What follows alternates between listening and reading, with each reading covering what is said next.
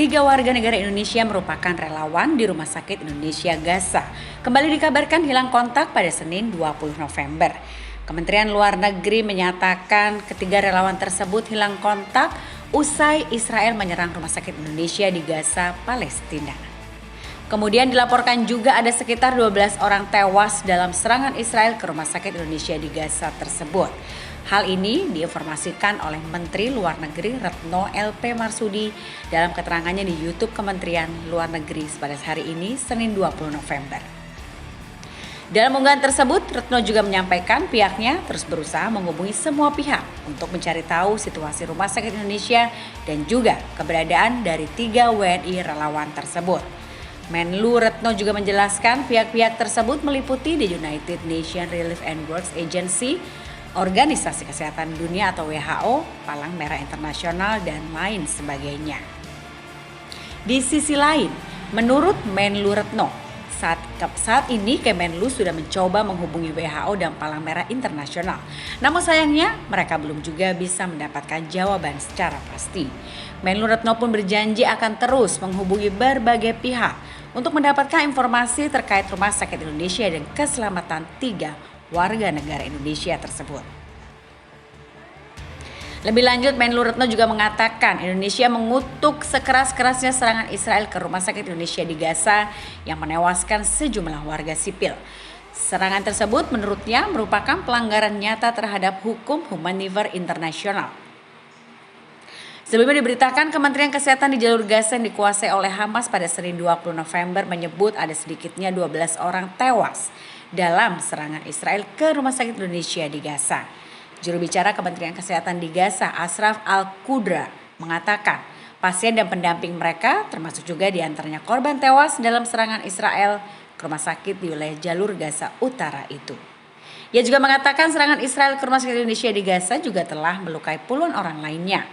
Dikutip dari AFP, Qudra pun menambahkan ada sekitar 700 orang masih berada dalam Rumah Sakit Indonesia di Gaza dengan kondisi dikepung oleh pasukan Israel.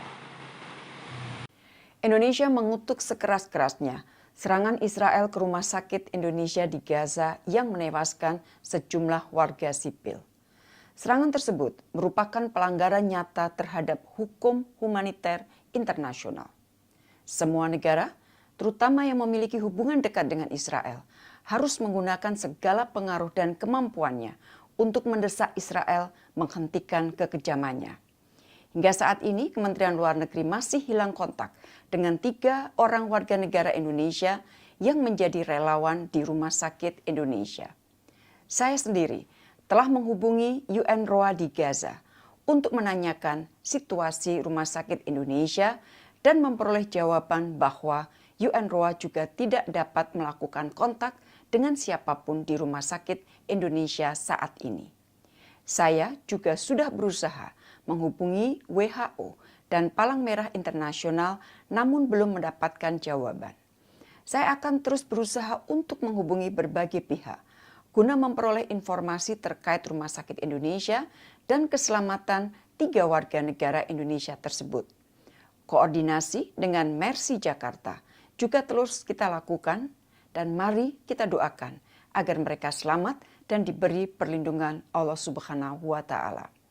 Rekan-rekan yang saya hormati, saat ini saya sedang berada di Beijing RRT bersama dengan Menteri Luar Negeri Arab Saudi, Yordania, Mesir, Palestina, dan Sekjen OKI untuk menggalang dukungan, terutama negara-negara anggota tetap Dewan Keamanan PBB atau kita sering sebut P5, agar gencatan senjata dapat segera dilakukan dan bantuan kemanusiaan dapat juga dilakukan tanpa hambatan.